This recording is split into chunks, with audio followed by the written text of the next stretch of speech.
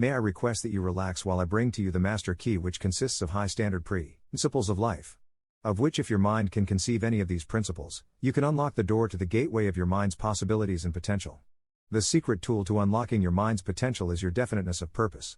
Basically, if you ultimately decide to completely change your life and take authority, you'd need to think constructively and logically in order to gain sovereignty. You will decide definitely what you want most in your entire lifetime and write it down on paper so that you can always constantly read it. That's one key that you have attained already to open the door at which you may receive all that your heart desires. At the exact moment which you'd receive this key isn't your decision to make, rather it's the universe itself that makes the decision to deliver your wishes.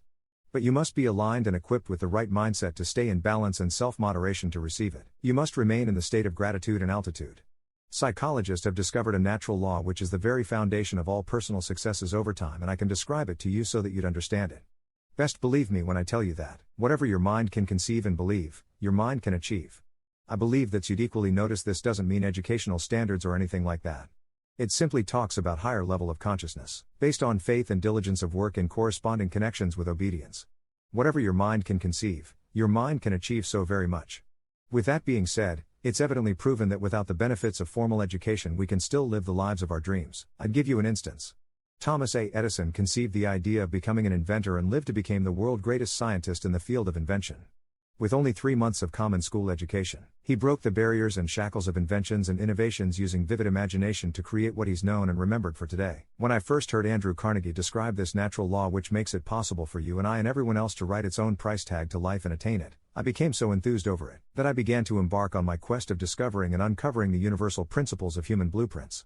In other words, I embarked on the fulfillment of my life's chronicles with the Holy Spirit. I needed discernment, power, wisdom and strength in order to attain this key. I utilized my brainpower in different ways by reading creative books, studying the Bible and presenting the vitality of my sexual power. This isn't so easy as it sounds, you need patience to attain it. You need failure in order to succeed. Don't let anyone fool you. It's not bad to fail, when you know you're going to try again and again until you get it right.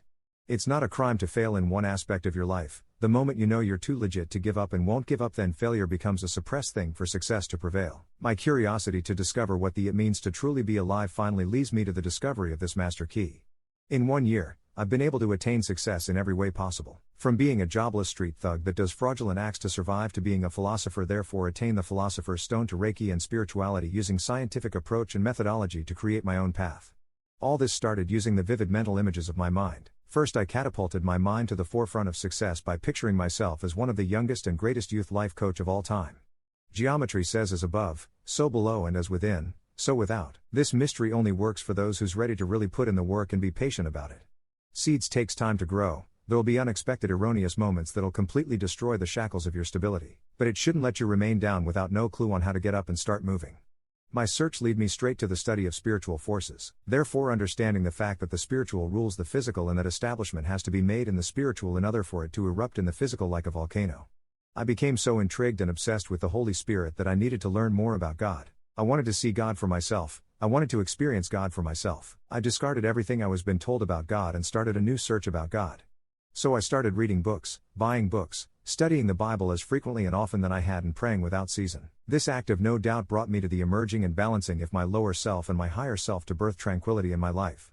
This simple but not easy act has enabled me find myself and also enabled me assist people find their earthly destiny. So my dear friends, whatever your mind can conceive, your mind can achieve much better, regardless of how lofty your aims and hopes may be. Regardless of your failures and weaknesses, what you have to understand is that your body doesn't know what is true and false. Your body doesn't know what is unchanging and changing. It only receives messages from the brain and it acts using neuropathy.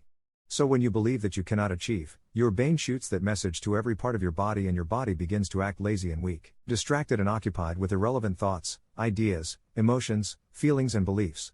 That will completely shapeshift your life into a life of a true failure. Feed your mind all you can, feed it till it grows positively to yield results in your life. Feed it till it comes out positively dangerous to any negative thoughts or behavioral patterns that you may have in the past. Read books, buy books, limit your social circle and become totally closed off to negative people. They're only there to distract you. You must know what you truly want and what you truly need. That's the only way to succeed. Lastly, never forget God. Never forget the person who created you and who's responsible for your life's mission and protection.